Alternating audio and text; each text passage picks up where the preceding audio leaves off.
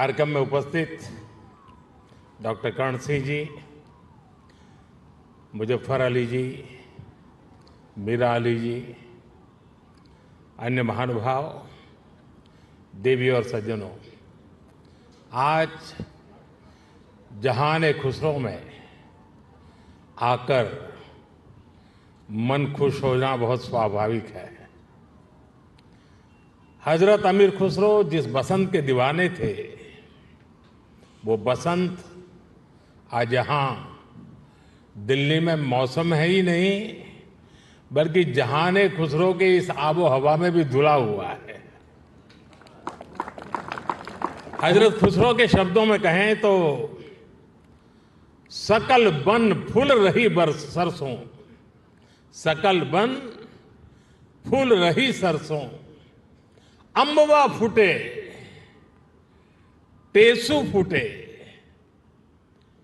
कोयल बोले डार डार। यहां माहौल वाकई कुछ ऐसा ही है। यहां महफिल में आने से पहले अभी मुझे तह बाजार घूमने का मौका मिला। उसके बाद बागे फिरदौस में कुछ साथियों से भी अलब जलब दुआ सलाम हुई। अभी नजरे कृष्णा और जो विभिन्न आयोजन हुए, असुविधा के बीच कलाकार के लिए माइक की अपनी एक ताकत होती है, लेकिन उसके बाद भी प्रकृति के सहारे उन्होंने जो कुछ भी प्रस्तुत करने का प्रयास किया, शायद उनको भी थोड़ी निराशा हुई होगी। जो लोग इस आनंद को पाने के लिए आए थे, उनको भी शायद निराशा हुई होगी। लेकिन कभी कभी ऐसे अवसर भी जीवन में बहुत कुछ सीख दे करके जाते हैं। मैं मानता हूं आज का अवसर भी हमें सीख दे करके जाएगा। साथियों, ऐसे मौके देश की कला संस्कृति के लिए तो जरूरी होते ही हैं, इनमें एक सुकून भी मिलता है।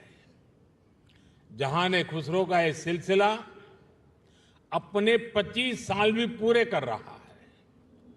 इन 25 वर्षों में इस आयोजन का लोगों के जहन में जगह बना लेना, ये अपने आप में इसकी सबसे बड़ी कामयाबी है। मैं डॉक्टर कर्ण सिंह जी, मित्र मुजफ्फर अली जी, बहन मीरा अली जी और अन्य सहयोगियों को इसके लिए बहुत बहुत बधाई देता हूं। जहान खुसरो का ये गुलदस्ता इसी तरह खिलता रहे, मैं इसके लिए रूमी फाउंडेशन को और आप सभी को बहुत बहुत शुभकामनाएं देता हूं। रमजान का मुबारक महीना भी शुरू होने वाला है।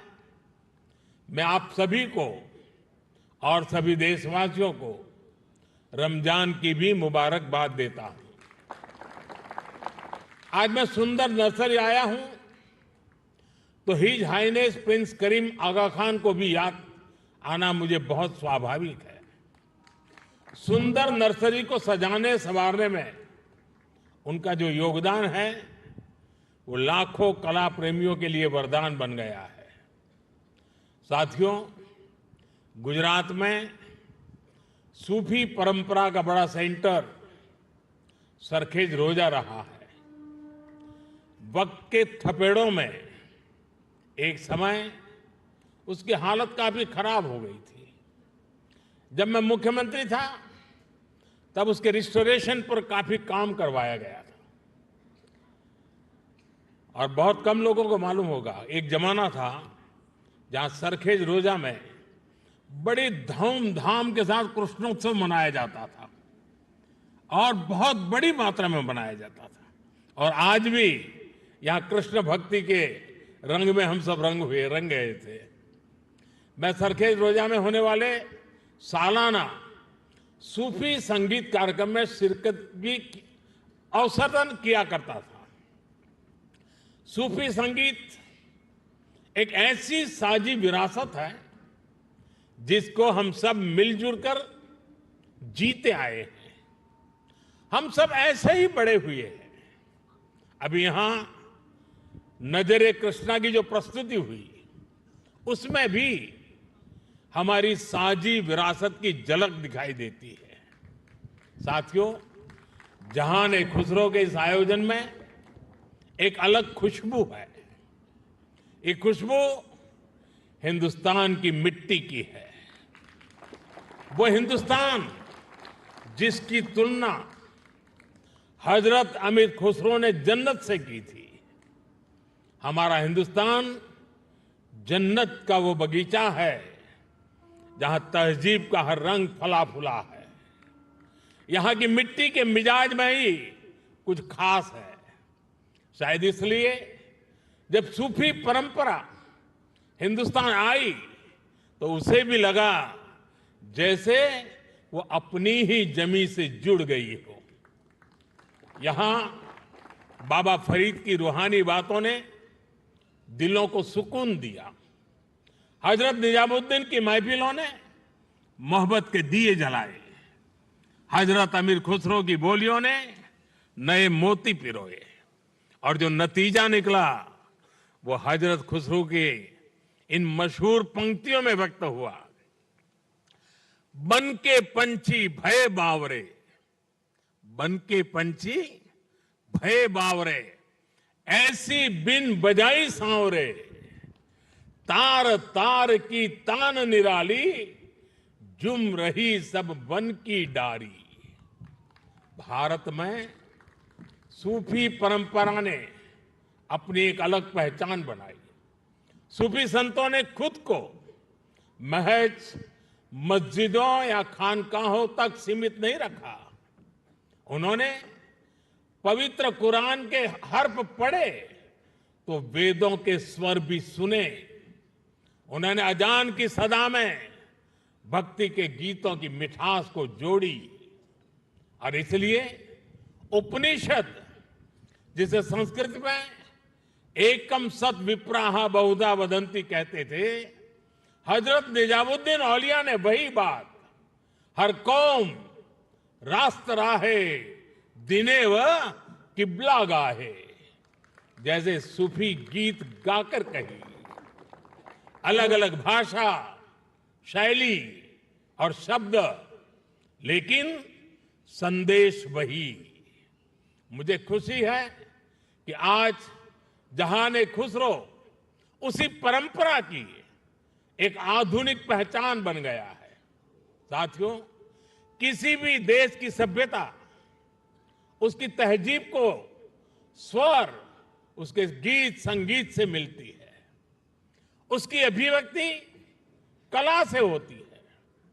हजरत खुसरो कहते थे, भारत के संगीत में एक सम्मोहन है, एक ऐसा सम्मोहन कि जंगल में हिरण अपने जीवन का डर भूलकर स्थिर हो जाते थे। भारतीय संगीत के इस समंदर में सूफी संगीत एक अलग रौ के तौर पर आकर मिला था और इस समंदर की खूबसूरत लहर बन गया। जब सूफी संगीत और शास्त्रीय संगीत की वो प्राचीन धाराएं एक दूसरे से जुड़ी तो हमें प्रेम और भक्ति की नई कल कल सुनने को मिली। यही हमें हजरत खुसरो की कवाली में मिली। यही हमें बाबा फरीद के दोहे मिले, बुल्ले शाह के स्वर मिले, मीर के गीत मिले। यहां हमें कबीर भी मिले, रहीम भी मिले और रसखान भी मिले। इन संतों और औलियों ने भक्ति को एक नया आयाम दिया। आप चाहे सूरदास को पढ़ें या रहीम और रसखान को, या फिर आप आंख बंद करके हजरत खुसरो को सुने। जब आप गहराई में उतरते हैं तो उसी एक जगह पहुंचते हैं। ये जगह है आध्यात्मिक प्रेम की वो ऊंचाई जहां इंसानी बंदी से टूट जाती है और इंसान और ईश्वर का मिलन महसूस होता है। आप देखिए, हमारे रसखान मुस्लिम थे, लेकिन वो हरिभक्त थे। रसखान भी कहते हैं, प्रेम हरि को रूप है, त्यों हरि प्रेम स्वरूप। एक होई दुवैयो लसई, ज्यों सूरज और धूप। यानी प्रेम और हरि दोनों वैसे ही एक ही रूप है जैसे सूरज और धूप। और यही एहसास तो हजरत खुसरो को भी हुआ था। उन्होंने लिखा था, खुसरो दरिया प्रेम का सो उल्टी वाकी धार, जो उतरा सो डूब गया, जो डूबा सो पार। यानी प्रेम में डूबने से ही भेद की बाधाएं पार होती है। यहां अभी जो भव्य प्रस्तुति हुई, उसमें भी हमने यही महसूस किया है। साथियों, सूफी परंपरा ने न केवल इंसान की रूहानी दूरियों को खत्म किया, बल्कि दुनियावी दूरियों को भी कम किया है। मुझे याद है, साल 2015 में जब मैं अफगानिस्तान की पार्लियामेंट गया था, तो वहां मैंने बड़े भाव भरे शब्दों में रूमी को याद किया था। 8 शताब्दी पहले रूमी वहां के ही बल्ख प्रांत में पैदा हुए थे। मैं रूमी के लिखे का हिंदी एक तर्जुमा जरूर यहां दोहराना चाहूंगा, क्योंकि ये शब्द आज भी उतने ही प्रासंगिक है। रूमी ने कहा था, शब्दों को ऊंचाई दे, आवाज को नहीं। शब्दों को ऊंचाई दे, आवाज को नहीं, क्योंकि फूल बारिश में पैदा होते हैं, तूफान में नहीं। उनकी एक और बात मुझे याद आती है।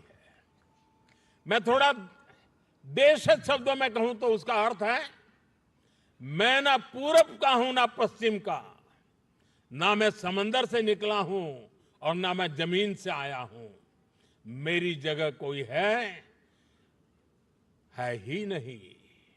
मैं किसी जगह का नहीं हूं, यानी मैं सब जगह हूं।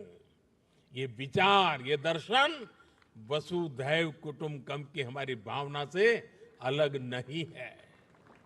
जब मैं दुनिया के विभिन्न देशों में भारत का प्रतिनिधित्व करता हूं, तो इन विचारों से मुझे ताकत मिलती है। मुझे याद है, जब मैं ईरान गया था, तो ज्वाइंट प्रेस कॉन्फ्रेंस के समय मैंने वहां मिर्जा गालिब का एक शेर पढ़ा था, जनुनत गर्बे नफ्से खुद तमाम अस्त, जे काशी पाबे काशान निम गाम अस्त। यानी जब हम जागते हैं तो हमें काशी और काशान की दूरी केवल आधा कदम ही दिखती है। वाकई आज की दुनिया के लिए, जहां युद्ध मानवता का इतना बड़ा नुकसान कर रहा है, वहां ये संदेश कितने काम आ सकता है। साथियों, हजरत अमीर खुसरो को तृतीय हिंद कहा जाता है। भारत की तारीफ में, भारत से प्रेम में उन्होंने जो गीत गाए हैं, हिंदुस्तान की महानता और मनमोहकता का जो वर्णन किया है, वो उनकी किताब नू सिफहर में देखने को मिलता है। हजरत खुसरो ने भारत को उस दौर की दुनिया के तमाम बड़े देशों से महान बताया। उन्होंने संस्कृत को दुनिया की सबसे बेहतरीन भाषा बताया। वो भारत के मनुष्यों को बड़े बड़े विद्वानों से भी बड़ा मानते हैं। भारत में शून्य का, गणित और विज्ञान और दर्शन का ये ज्ञान कैसे बाकी दुनिया तक पहुंचा, कैसे भारत का गणित अरब पहुंचकर वहां पर जाकर के हिंदसा के नाम से जाना गया। हजरत खुसरो न केवल अपनी किताबों में इसका जिक्र करते हैं, बल्कि उस पर गर्व भी करते हैं। गुलामी के लंबे कालखंड में जब इतना कुछ तबाह किया गया, अगर आज हम अपने अतीत से परिचित हैं तो इसमें हजरत खुसरो की रचनाओं की बड़ी भूमिका है।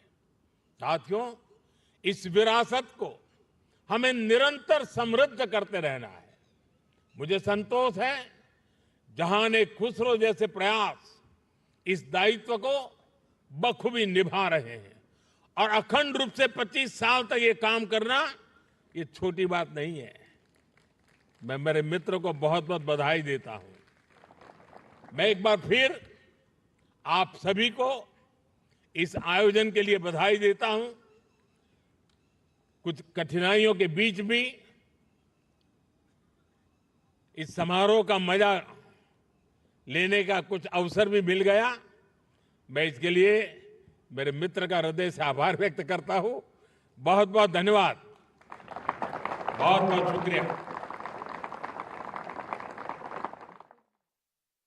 तो आप ये सीधी तस्वीरें आप देख रहे थे जहां खुसरो उस कार्यक्रम की